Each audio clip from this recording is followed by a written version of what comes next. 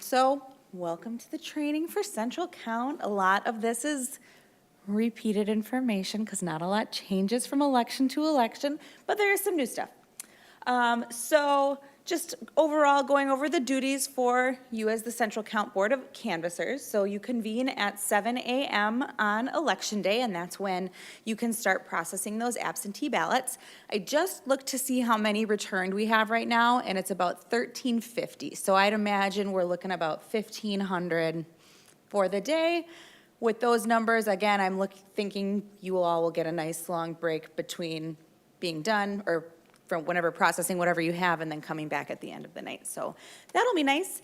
So your job is to canvass all of the absentee ballots that arrive by 8 p.m. on Election Day, completing your Election Day log, so that inspector statement notating any kind of oddities that happen throughout the day. Just a little heads up, the machine tapes for this election are very long. When I was running the test, when I was testing the machines, the zero report that prints, it took about 7 minutes to print. Yep, so I have both tabulators loaded with a full roll of paper. I don't know if it's gonna be enough. So when it's running at the end of the night, if we run out of paper, that's no problem. We'll just put a new roll in and then rerun a totals tape. Yep. So what happens is, it runs all the way to the end. So the only thing left in the machine is the little black spindle that the paper is wrapped around. So it'll just run, stop once it's out of paper, and then we'll put a new roll in. It doesn't automatically start back up when we put the new paper in, but there's a way to manually run that same report. So if we do run out of paper, we'll have to do that. But I just wanted to let you know, because when I ran it, I'm looking and I'm like, what is going on? And I'm looking at the tapes and I'm like, we're still on like the second district because there's just so many contests on this ballot. So just a heads up, not to be surprised. So again, we'll have those used absentee envelope bags for each district. If we can keep them rubber banded and in alphabetical order as best as possible, when we put them in there, that's great. Sometimes when we're reconciling after Election Day, we need to go back and pull out a certificate, and it's just very easy to find when they're bound together and in alphabetical order. So all of the ballots for the August election are exactly the same citywide. Because of this, we opted to not have them programmed separately, so you'll have to make the reporting unit selection when you put them in the tabulator. It is a little extra step, but it's not bad. Like I ran, when I was doing when I was testing the machines, I think I was able to process about 100 ballots in 20 minutes. So it's really not adding a lot of time, but it is an extra step, and I have some screenshots for you of what that looks like. So this is what you'll see when you feed the ballot into the machine. So if you're working on District 1, if you push number 1 and hit search, this is the screen that'll pop up. Just, okay, that's the reporting unit you want. Then you do have to click, do I have a pointer? Where does it work? This next button, and then next again. So I think there's like 3 different screens that you see per ballot, which sounds like a lot, but it really wasn't that bad. So just a heads up, all of the ballots are the same. The good news is, if you're just working on one chunk of ballots at a time, we shouldn't have any issue with being off with the Badger book, because we won't have any instance of, if we've got one machine with, districts 1, 2, 3, 4, 5, and you're working on District 1 and somehow a District 2 ballot got stuck in there, that's not gonna throw anything off, because you'll be manually selecting that reporting unit as you put the ballots in. So all of the ballots do have the wards listed on them. We just stamp them manually before they go out to the voter. So you're still gonna be able to check that the wards are correct on the ballot. It's just that the machine isn't automatically gonna know which ward that's for until you select the reporting unit. So you can basically run 2 big wards on both machines. Is that what you're saying, for a district? Well, you could do that anyway. Weren't they? Oh, no, because they're still programmed half and half. Okay. Yep, so, and we'll do, when we bring the stuff over Tuesday morning, we'll keep them separately, and we have the signs on the tabulators for what districts are in each. You just have to manually select the ward with each ballot that you put in. But they're still gonna be split. Yep. Okay. Does that all make sense? Now it does. I'm just saying. When do you look a little lost? I kind of thought it was that you could run the one on this one and the same one on the other machine. That's the way I was kind of understanding, Okay, so, but you can't. nope, so like, if you just hit search from this screen and don't put, a number in, it'll pull up the 5 districts that are programmed into that machine. Does that make sense? Okay, so you're still gonna have the separation, you'd still do everything kind of the same way that you have done it. It's just that with each ballot that goes into the tabulator, once the machine accepts that ballot, you have to tell it which reporting unit it's for. Okay. I know it's a couple extra steps, but with the, having only 1,500 ballots or so, I think it might make our numbers, I think it might be a good thing. Man and I talked about it before we ordered ballots, and I'm like, I think this is gonna be okay. So again, just keep an eye on wards. If somebody received a wrong ballot, remake that ballot. Even though the ballots are all identical and the same, we don't want to put in the ballot box Ward 17 and 18 into the Ward 19-20 box, so we'll remake those ballots.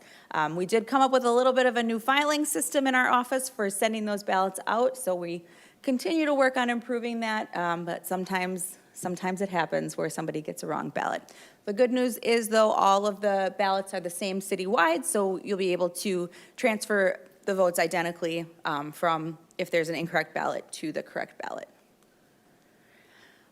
So procedures for processing those ballots. So you'll open the container of absentee ballots. We'll have those in those boxes with the seal on them for you. Amanda and I will bring them over Tuesday morning. We have them already sorted alphabetically and by reporting unit. You'll want to check the envelopes to ensure that they're sealed. Some of them have notes on them like they always do if they're damaged in the mail or if they look a little funky and we call the voter. So I did put sticky notes on some of them with my notes. You, as the Board of Canvassers, it's still your job to look at that and decide if you as a group think, okay, yep, we'll accept this or not. But any ones that looked a little funky, I tried to reach out and put notes on them so you kind of had an idea of what was going on with those. So yeah, check that they're not opened and resealed. I don't think I've seen any that have looked like that this time.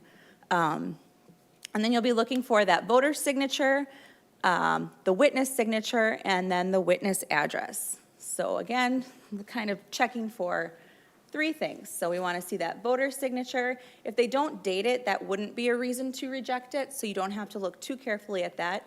The witness signature, and then the witness address.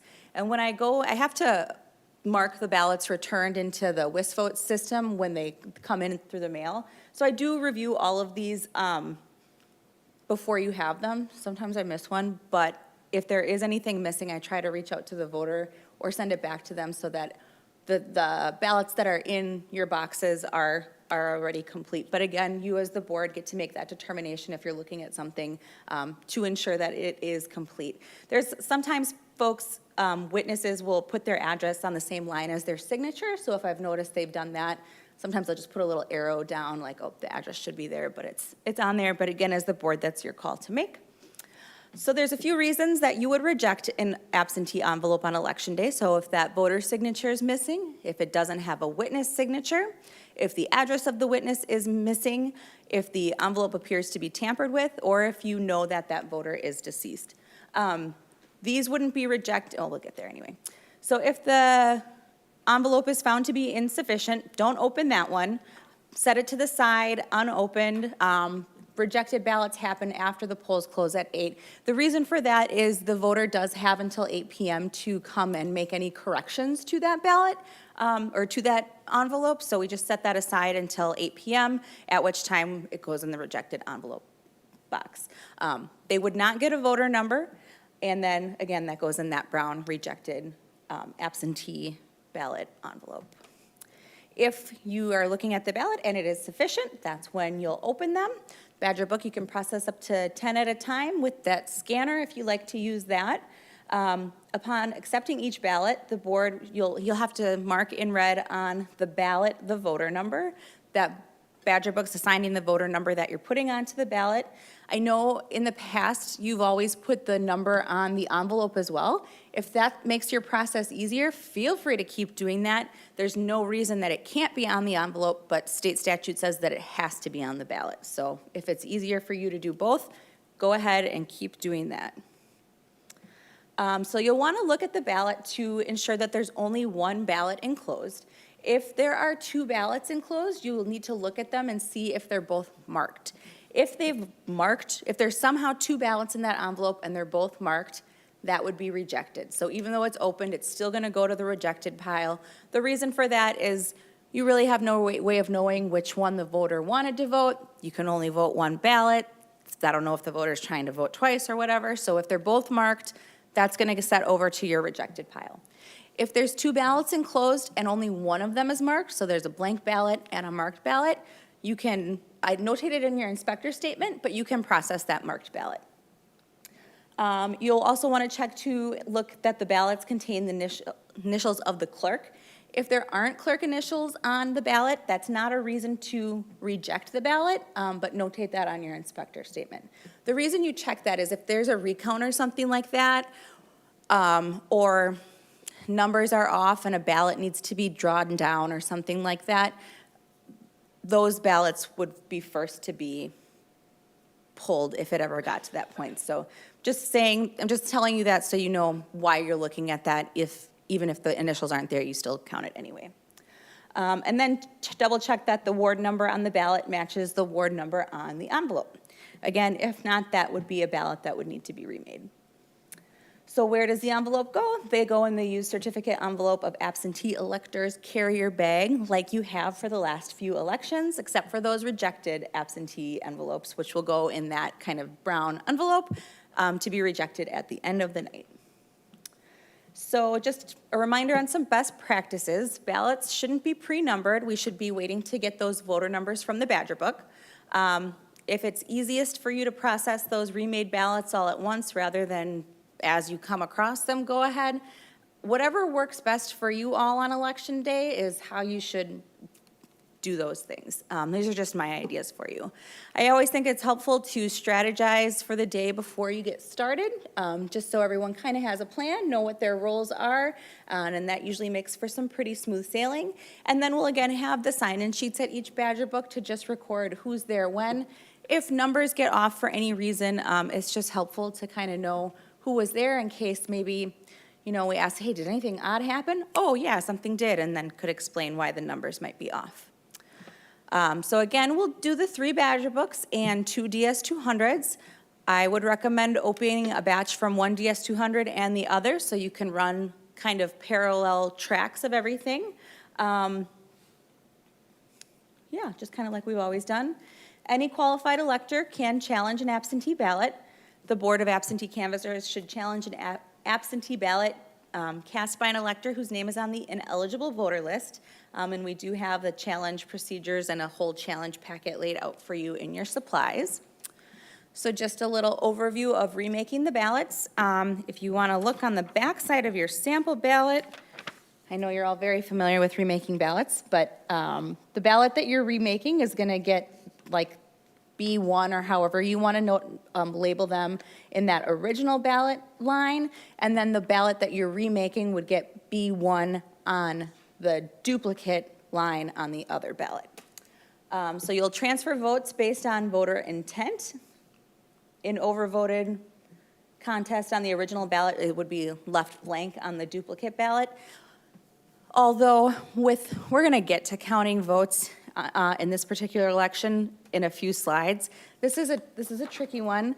I might honestly suggest just transferring votes exactly as they appear on the ballot, even if there is an overvote or a crossover vote. And the reason for that is the counting votes for this election is tricky and kind of confusing, but the machine's programmed to recognize all of those quirks. So I think your best bet is going to be to transfer them exactly how you see it on the ballot, because if something's overvoted or crossover voted, that machine's going to recognize it and count the votes appropriately. Notate this on the inspector statement, and then the remade ballot is the one that goes in the tabulator. The original ballot goes in that original ballot envelope, and then at the end of the night, when all the ballots are going in the ballot box, that original ballot envelope also goes in the ballot box. So just a little picture of what we're talking about. So you'll have 2 ballots with number 1 on them when you're remaking that first ballot. They're just in different lines on the back of that ballot. And again, that's so we can compare each remade ballot with the original if there's ever a recount. This can't be done if the ballots aren't marked or if they're marked in a wrong way, but we want to make sure that we can look and make sure that the ballot was remade appropriately. So when are we remaking ballots? Anytime there's a damaged ballot. So that would include if a voter circled names or put a star next to someone, anything where they're not filling in the oval where that machine's gonna see. If a ballot got really kind of chewed up by postal equipment, you would never want to change a ballot. So if you're looking and somebody wrote real lightly in pencil or something, you would never darken that particular ballot if you're concerned that the machine's not gonna recognize the vote. Just remake the ballot. We shouldn't be marking anyone's ballot. Same goes for the ward numbers. If you need to remake a ballot because a voter received a wrong reporting unit, we're not gonna just put the correct ward numbers on and feed it through. We'll remake them, go through the process, and notate all of that on the inspector statement. Other ballots you'll have to remake would be any emailed or faxed ballots that are just on regular paper. As always, we do have a few of those from our military and overseas voters. So 2 poll workers should participate in this process. After review of we're not going to talk about that. If you have any observers here, you should be announcing what you're doing and the reason for doing so, and then just notate that reason for remaking the ballot on the inspector statement. That second bullet talks about overvoting, but as I was thinking about it when I was talking just before, I think your best bet is honestly going to be transfer those votes identically because the machine's going to know how to count the votes.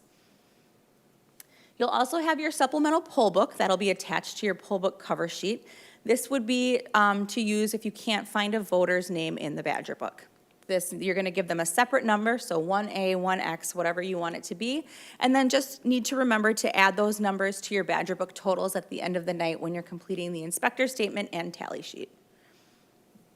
Quick note on observers, they are allowed. They should be 3 to 8 feet from the table where, well, not where voters state their name and address, but where you're processing absentee ballots. And they should check in with one of you to show their photo ID, sign the election observer log, and receive the brochure for information for election day observers. This is what your election observer log looks like. You have a whole election observer packet that has all of the materials in it that you'll need. Sometimes I hear that we should be expecting observers at certain places. I haven't heard anything for Tuesday's election, but that doesn't mean that somebody's not coming. I know every once in a while we'll get an observer that wants to come in, so just keep that in mind that they are allowed. They do wear that name badge that says election observers, and they should direct any questions to a member of the Board of Absentee Canvassers. Members of the media have the right to be present on election day as well. Interviews with anyone should be taking place out there, and that their presence also can't disrupt your process for processing the absentee ballots. They should check in with a member of the Board of Canvassers, notate this on the inspector statement, and photography and video would be allowed as long as it's not done in a way to capture how any ballot is voted. So just keep that in mind. I don't know if for like these kinds of elections, if we get much media presence, but they do have a right to be there on election day. So electioneering is any activity intended to influence voting at an election. It's prohibited within 100 feet of any polling place, including central count. Does not apply to private property within 100 feet. And if we have anybody here that has bumper stickers or anything on their car, that is allowed as long as it's not one of your vehicles that would be here all day. So if you have one, and not that I'm going to patrol the parking lot or anything like that, but if we do get a complaint that it's been there all day or something like that, you may be asked to move your vehicle. And if anybody comes in, I don't expect you to have a lot of foot traffic because you're just processing the absentee ballots and somebody's wearing a T-shirt or something that has their candidate on it. I would say it's best to just get them in and out quickly. The only thing they'd be doing is dropping off their absentee ballot anyway, and they're going to be coming up to our window to do that. So you shouldn't have to worry too much about electioneering. It is important to reconcile the poll books. So poll books have to be reconciled before you all leave after all of the very long paperwork at the end of the night. So what this means is that the number of voters from the Badger book equals the number of ballots on the DS-200. I would recommend absolutely doing this after you finish each district. So obviously, things aren't finalized until the end of the night when you have that second small batch of ballots to process. But once you've gotten like District 1 through and you've gone through all of the ballots that you have for the morning, you'll be able to pull up on the DS-200 how many ballots are in that reporting unit, and I would confirm that that's the same number of voters that you have in your Badger book.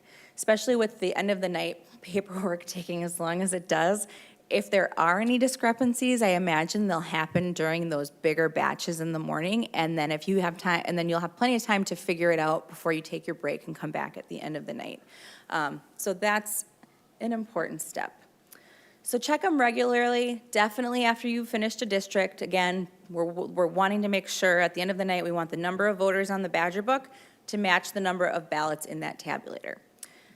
Again, if you experience a jam, watch that screen because it's going to tell you if a ballot was counted or not. So if it's counted and you have to pull it out the top, you're going to have to open the ballot bin and just put it in that way. You don't want to feed it through the tabulator again, or it's going to count those votes twice. If it hasn't been counted, once you clear the jam, then you can feed it through like you normally would, and those votes are going to get counted on the machine. So I know this is every time we have an election you see these, but that green check mark is telling you that the ballot has been counted. So if you see that, you don't want to feed that same ballot through again. If you see the stop sign, that ballot has not been counted. So once you clear the jam, you want to feed that ballot through like you normally would. Any instance that will change your numbers should be notated on your inspector statement. So if the Badger book gives two numbers for a voter, somehow, sometimes odd things like that happen, you'll want to notate that, and then we can put that on your paperwork at the end of the night to explain why the numbers are off when actually, if they're actually correct, kind of thing. So now we're going to move to counting votes in a partisan primary with emphasis on write-ins. This is always a nightmare. I'm not going to sugarcoat it. It's confusing. So with the partisan primary, voters have to vote in only one party's primary. There's an option, if you look at, well, I know it says, it might be easy to look at your ballot while we talk about this too, but there's the party preference section where a voter can pick their party, and then if they vote in a party that's not that party and their own party, selecting that party preference kind of secures their vote for the party that they prefer. So if you don't select a party preference and you vote in the Democratic and the Republican primary, even if you vote every office but one in the Republican primary and you vote for one office in the Democratic primary, but you haven't selected that party preference, none of those votes count. If you select the party preference and you do that, the votes that you selected in your preference will count, and you won't jeopardize having lost all of your votes by crossover voting. With write-ins or even ballot candidates, a voter can't write in a candidate from one party into another party's primary. So that goes for ballot candidates or registered write-ins. So if there's a Democratic registered write-in and somebody writes that for governor and somebody writes that in on the Republican governor as a write-in, that would be a crossover vote and that wouldn't count. They can't do that, it doesn't count. Same with the ballot candidates. So if somebody writes Tony Evers in on the Republican Party's section for governor, that doesn't count either. You can't pull different party folks and put them in other parties. Now, if somebody wanted to put Tony Evers in as a write-in for Attorney General, that would count, but not as a write-in for, and we'll get to the write-in rules kind of thing. So you can put registered write-ins in the same party on different contests if they want to, just as long as they're not crossing parties. Does that make sense?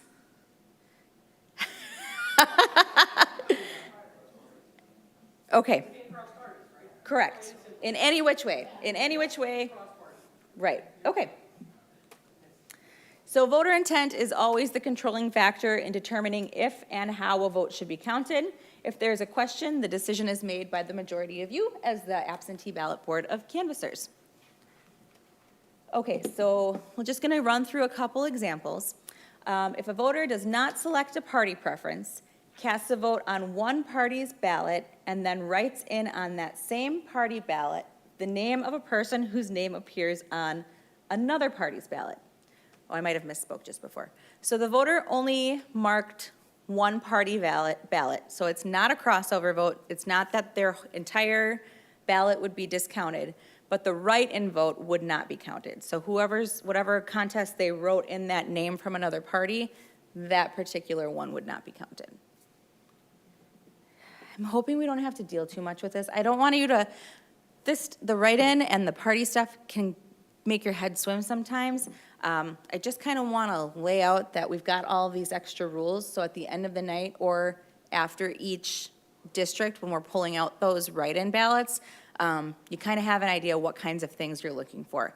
Amanda and I will be around all day and all night to help make sense of these votes if we have any of these goofy ones. So, voter has not selected a party preference, and they cast a vote on one political party's ballot and votes for or writes in the name of a person on another party ballot. The voter marked two party ballots in this instance, which makes it a crossover vote, and the entire ballot would not be counted. If they fill in the circles and do this, the machine's gonna know that. So this only becomes a problem if they write in a name and don't fill in the circle, because those votes still count. Wisconsin write-in laws allow voters to vote for write-in candidates without closing the arrow or filling in the circle. So those are the ones that we have to keep an extra eye out for, because the machine's not going to register what happened without those ovals being filled in. If they're filling in the ovals, we have to worry a lot less about it, because the machine's programmed to understand all of these goofy rules. So if a voter selects a party preference, they cast a vote in the party selected, and they vote for or write in on that same party ballot the name of a person who appears as a ballot candidate in a different party. They marked only the preferred ballot, but wrote in a name from another ballot. The write-in vote is not counted, but the remaining votes are counted. This is kind of the same example as the first one that we had. These are all kind of the same. So checking write-ins at the end of the night. Votes for registered write-ins are always counted. You'll have a list of registered write-ins on Election Day. Folks have until noon this Friday to file as a registered write-in. I'm not aware of any at the moment, but who knows? And if there are any, they'll be on your tally sheet too. Votes for unregistered write-in candidates are only counted in certain situations. There are a lot of those situations on this ballot. So we'll get there, but we'll get there. So if there's enough ballot candidates to fill the vote for number, only the registered write-ins are counted. So on the ballot, any contest that has, they're all vote for one. So any contest that has at least one person's name on the ballot, we're only counting registered write-ins for that contest. If there's enough candidates to fill the vote for number, but one or more are deceased, then all write-ins are counted. I always hope that that never happens, but sometimes it does, and I'll let you know. I mean, we won't know until Election Day if we're going to deal with that. But if there are no ballot candidates in a party for a contest, all write-ins are counted. So particularly with the Libertarian and Constitution parties, if we have folks that are voting in those parties' primaries, each of those only have one contest that has a candidate. So there's only, I think, so Libertarian, where are they? Secretary of State has a candidate. All others, if they write anybody in for any of those other ones, we're counting all write-ins separately for that one. Constitution Party, State Treasurer has a ballot candidate. That's the only ballot candidate in that party. So if someone's voting in the Constitution Party and they write in names for all of the other contests, all of those write-ins will be counted as well, regardless if they're a registered write-in or not. Does that make sense? So on that tally sheet, we're gonna have to leave enough space for you to write down those names that people are writing in and individually tally them up. Any questions? Need for clarification on that?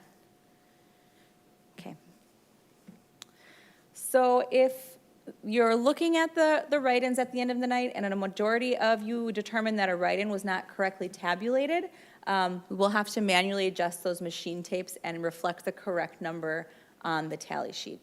So this would be like if somebody wrote in a registered write-in for governor, but didn't fill in that oval. The machine would have, and there's no oval filled in for that contest, the machine's gonna count that as an undervote because it's not seeing the oval filled in. But again, Wisconsin law allows voters to vote for a write-in without filling in that circle. So if there's a registered write-in, they write that name, we'll have to add that to that registered write-ins totals on the tally sheet and adjust the machine tape. So on that one, we would, if there were 0 write-ins for that office, we'd change that to 1, and then the undervotes would be subtracted 1. So if there were 15 undervotes, we'd change that to 14. So we're gonna balance that out. So the totals are still gonna change, but we want the machine tape to reflect what is actually on the ballots. Another example would be if somebody fills in an oval for a write-in and then doesn't write a name on the line, that doesn't count as a vote for a write-in. That's gonna count as an undervote because they didn't put anything there. So if you're looking through and you're seeing, oh, they filled in this oval for this write-in, the machine's gonna count that as a write-in when really it should be an undervote. So if that tape says 1 write-in, you'd change that to 0, and then the undervote, if it said 15 undervotes, you'd change that to 16.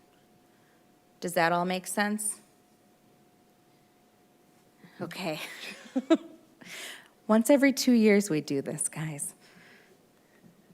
So from completing the tally sheets, we'll have them as complete as we possibly can, but those write-ins for those contests where all write-ins are counted, we'll just have to leave you extra space to write the names and the number on there. Undervotes are where a voter did not cast a vote in a contest for whatever reason. I think this would include any blank ballots, and you'll find that on your machine tape. Overvotes are where a voter voted for more than the vote for number, and you'll also find your overvoted number on the machine tape. Just a little reminder, this is what your tally sheets look like at the end of the night. So we're pulling that last number shown on the poll list from the Badger Book, so that's the voter number from the Badger Book, and then we're pulling the total number of ballots cast from the DS200, and we want those two to match, which is why we ask you to reconcile during the day to make sure those numbers are on, and if they're off for any reason, that we know why they are and can offer an explanation there. Again, we want the total ballots cast on each contest to equal that total number of voters and total number of ballots. Voters do have until 8 p.m. on Election Day to return their absentee ballots to City Hall. If they're trying to return it anywhere else, like to a polling place or anything like that, they'll be advised to bring that ballot here. The city clerk's office will be staffed until the polls close. So, Amanda and I get here 5:30 Election Day morning, and one of us is here all the way. There's always somebody here up and through 8 o'clock so that there's a staffed office for folks to be able to return their absentee ballots to. But they do have to be in by 8 p.m. on Election Day.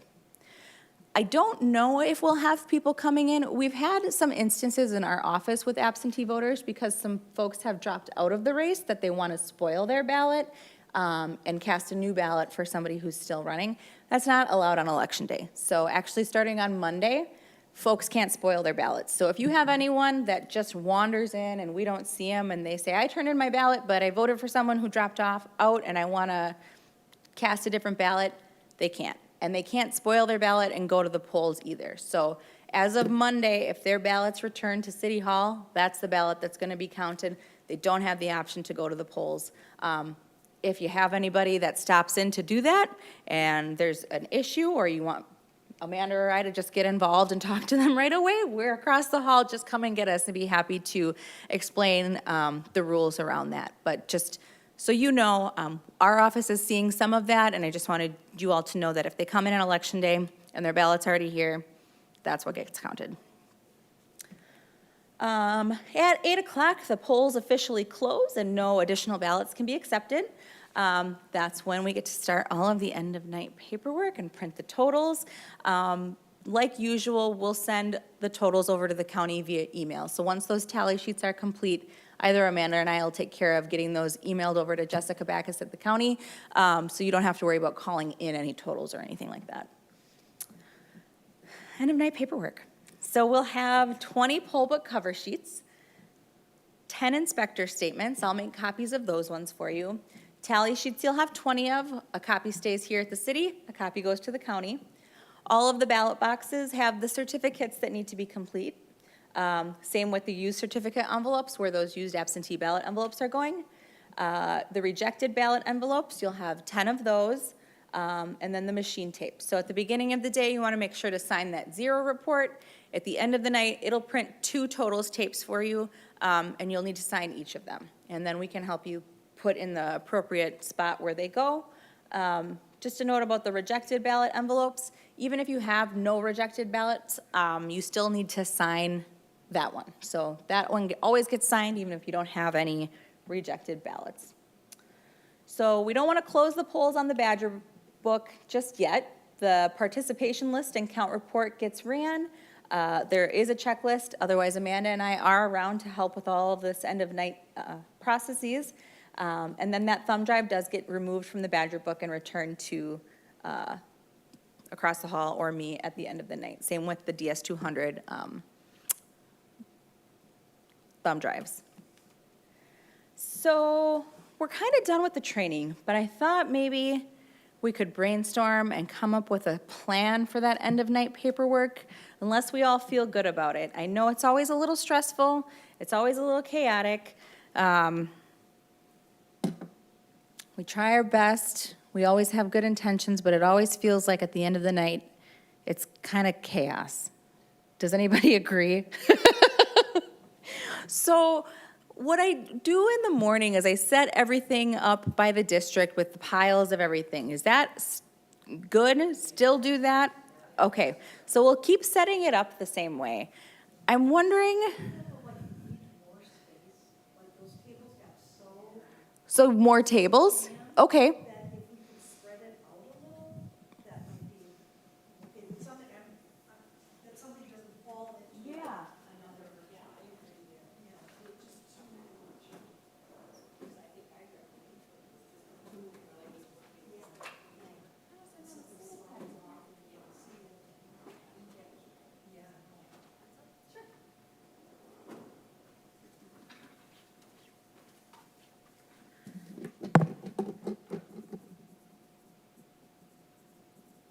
And we have a little bit of a smaller group just because of the turnout with it not being so high. I wonder, I just had this thought just now, if we just do one district's paperwork at a time and like assembly line it to keep things organized? Dorothy, what are you look like you're gonna say something. Okay, I'm thinking that might, and then that way if, okay, we're gonna do district, and maybe, because I know Amanda and I are always kind of running around at the end of the night because we got people coming in from the polls, we want to be in here to help you. Maybe one of us should just be in here to help direct that process. We're not on the board, so we're not going to be signing anything, but we can maybe say, okay, we're going to do District 1. We'll put 3 people on the tally sheets, because one person to read, and then 2 people to write, because you have the 2. And then the other 2 might just have to sit a little patiently and get the other paperwork started, so those 2 poll book cover sheets and the inspector statements getting filled out. Because at the end, we were saying, you didn't sign A. Yeah, And there was so much, nobody knew what they didn't sign, it was just so chaotic. I know it. And it might take a little bit longer if we do it that way, but it might be worth it. less mistakes, and it will probably feel cleaner, and yes, and this is buttoned off, and then we can set stuff, I mean, I can bring a cart in here too, and we can load up the finished ones so they're all in one spot. Okay, let's try that. I mean, what does it hurt to try? Whatever we've been doing, I don't think has been working the best. I think there's a lot of room for improvement. So, okay, well, we'll try that. Any other ideas? I think, honestly, the end of the night paperwork is the only issue that, it is a pain, I know. So I'm trying to, and if you're thinking during the day, or you know you're gonna have that big break between processing the morning and coming back in the evening, and you're like, you wanna sit and think, okay, if you have ideas for better ways to do that, by all means, this is, I mean, you're the board, you're in charge of it. I'm here to facilitate and help in whatever way that I can, and when I see things that aren't working great, I'll try to brainstorm to help too, but if you have other ideas to improve that process, please feel free to implement it. I mean, yeah. Because also at the end, you know, it's probably been a long day, I was reading that. Everybody wants to go, no, we know it's going to be long. Yep. And we have to get it done. I think we have to condition ourselves. It's gonna take that, but if we have a system, it's gonna roll better. Yep, I think so too, and especially, you know, having that several-hour break in the day too, that, you know, it's not, I know it's still late and long when we come back, but hopefully that makes up a little bit for all of the pain of the paperwork. I know, it's, you just have to know, okay, yep, we have a break and we have to come back, but it's not like, okay, 8 o'clock, we'll be out of here by 8:15 when we have all of that paperwork to do. So, okay, well, great. Well, I'll make sure there's more tables in here, and then one of us will be in here to help facilitate that paperwork at the end of the night, and we'll try one at a time. Okay. So we can bring your tally sheet to the clerk's office to be mailed over to the county clerk, but if one of us are in here, once we have that tally sheet complete, we'll just set it aside when we're buttoning up all the other paperwork at the end of the night. So at this point, questions, suggestions, the write-ins are the goofy ones. I know that, I think you typically bundle ballots when you pull them out during the day. So once we do that and look at the write-ins, and if you want me to come over and look at any of those write-ins, if there's any goofy situations, obviously we won't have the tally or the report tapes to do anything to, but if you look at them and could even make a list of, okay, because the numbers are on the ballot, so we can write, okay, we know for District 1 that we're gonna need to subtract 1 write-in vote and add to 1 undervote, or whatever way it works out. If we keep a list of what is gonna need to happen on those tapes from those ballots, that might be helpful too, because then we don't have to think about the goofy write-in situations at the end of the night when our brains are already kind of full from election day. I don't know.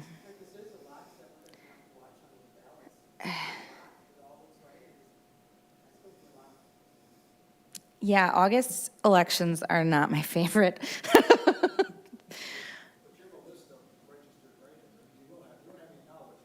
Yep. So that, for the contests where only registered write-ins are counted, that's gonna be a breeze. That'll be the same as like the past few elections that we've had.